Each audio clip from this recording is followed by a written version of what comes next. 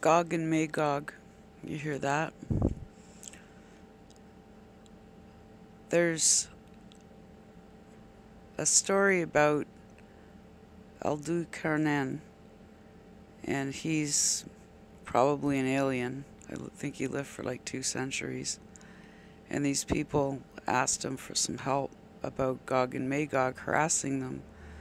So he had them gather up all their metal and brass, and I don't remember exactly how it worked.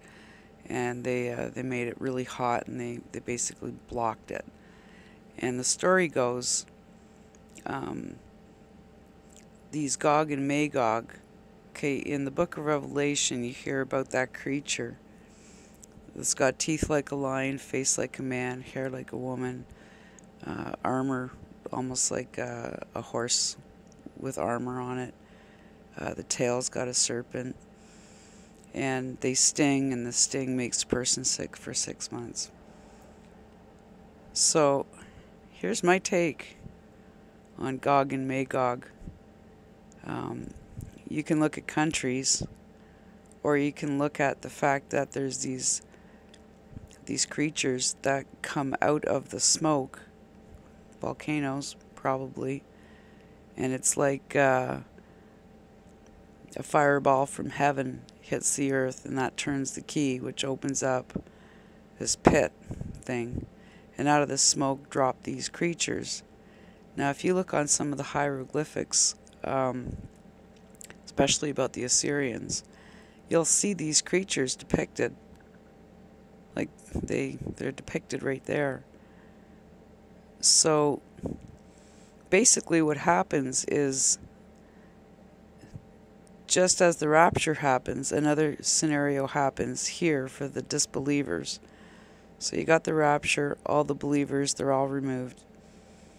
And what the disbelievers get are those creatures coming down, and basically they're absolutely a terrifying thing. So Gog and Magog, if you look in the Book of Wisdom, I think it's chapter 17 or 15, somewhere in there, it talks about these mute creatures that'll show up, and they can show up right in your basement, and the people will actually be scared of the air itself. So if you can correlate those things, and stop looking at countries, okay, the real mark of the beast is the people who put all their hope in the world. They put all their hope in a bunker. They put all their hope in money. They put all their hope in stored food. They're not putting their hope in God. It's the ones who pretty much have figured out that there is a huge thing, some major entity referred to as the Elohim. Even aliens are aware of the Elohim. They apparently just say they just know that it's a really ancient race and nobody knows anything about them. They're the Elohim. So the Elohim is God. So you hear them saying we, I, us. But it's because they're one being in many places. All of them combined make a whole, so they're all in complete union. Everybody does their thing. You've got the spirit of wisdom, who's God's aura, but she's an entity. There's going to come a time really soon when the trumpet blows, and what a lot of people don't know about with the new heavens and new earth is the spirit of the earth comes out and prostrates herself or itself before God. The spirit inside of the sun comes and prostrates itself before God. The moon itself, like everything, literally everything ever created, every planet, everything is at that trumpet call. Everything is prostrated before God. Just simply bomb, and you're there in the twinkling of an eye. For the believers, I'm pretty sure that we'll be able to see them because we're in a different dimension.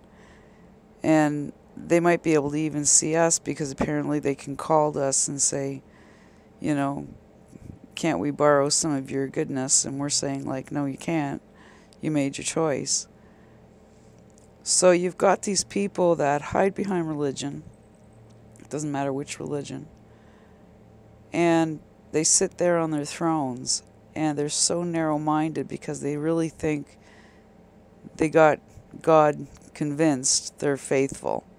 And yet there's not an ounce of faith or trust in God. If there is, there's very little. They have a form of religion, but they don't really believe. It's like they catch the groove, they got the lingo, they got all the holy healings and whatever else they're going to do.